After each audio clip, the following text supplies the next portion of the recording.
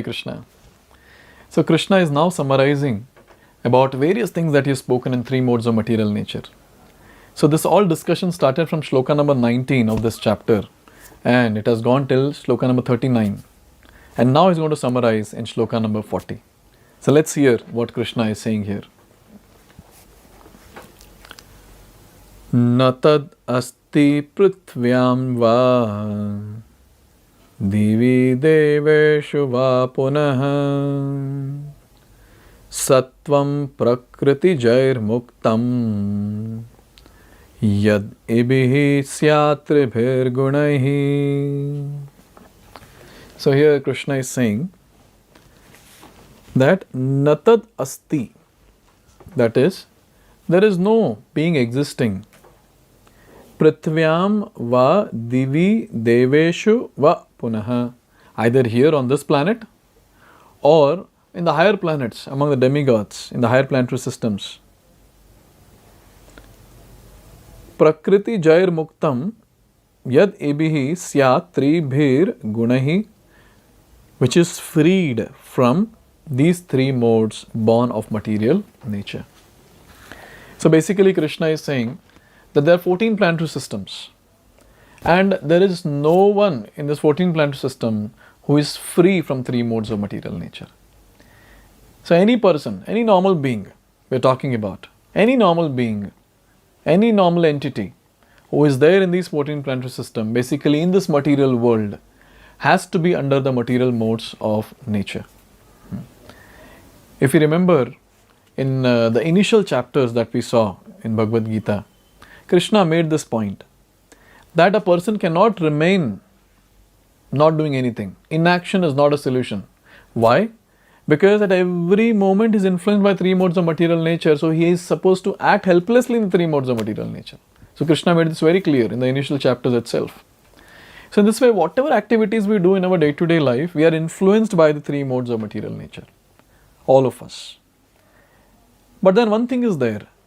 We have some choice of choosing which mode we want to be in. It all depends on what association we get. Karanam guna sangasya. What sangha are we getting? Whom are we associating with? What sort of objects we are associating with? What sort of or which slot of the day we are associating with more consciously? All that will decide. So this is a very important point to note, that we have to elevate ourselves at least to mode of goodness. That is very, very important. If we don't elevate ourselves to the mode of goodness also, then it's a very big problem. Why? Because we have seen till now how in the mode of passion and ignorance everything is deteriorated. And that will deteriorate our consciousness in turn. It's very, very important. So when we are talking about three modes of material nature, when we are talking about our lifestyle, we have to modify and set our lifestyle in such a way that we come to mode of goodness. So we saw various things.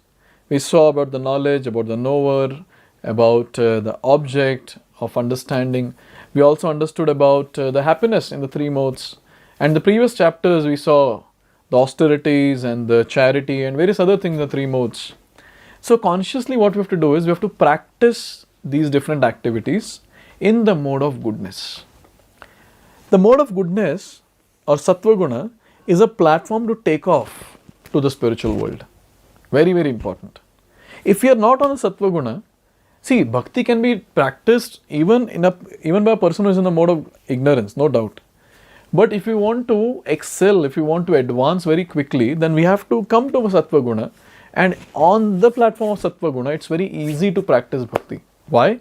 Because on that platform of sattva guna, there's very small tinge of passion and ignorance. We will not have a huge amount of passion and ignorance. And when the person practices bhakti on that stable platform of sattva guna for a very, very long time, that person can advance very quickly, very fast. And guess what? He will go beyond the three modes of material nature. Beyond the three modes of material nature. So, in this way, Krishna has made it very clear to us by giving this various understandings, by describing various concepts, that one has to come at least to the mode of goodness platform, and by the process of devotional service, one should go beyond the three modes of material nature. And what is that process of devotional service? There is nothing new that we haven't spoken, in these different videos that we have recorded. Same thing.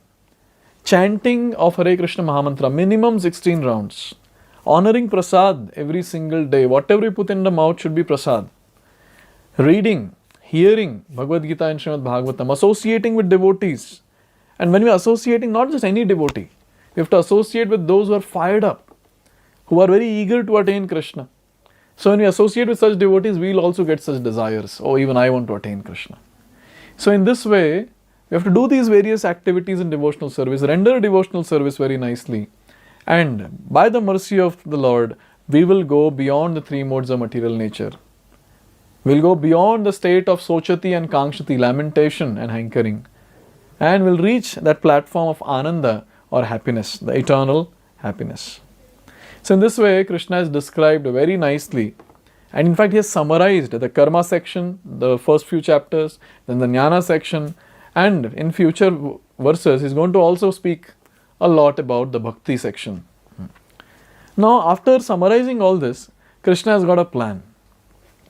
He is going to describe the progressive journey from karma to jnana to the realization of Paramatma or Super Soul. So very, very interesting section we are entering. We are now almost towards the end of the 18th chapter. And towards the end, Krishna is actually giving us very, very, very important instructions. So let's get more intense in our hearing and reading Bhagavad Gita. Last few verses to go. So let's see this new section from next video onwards. Hare Krishna. Hare Krishna, Hare Krishna, Krishna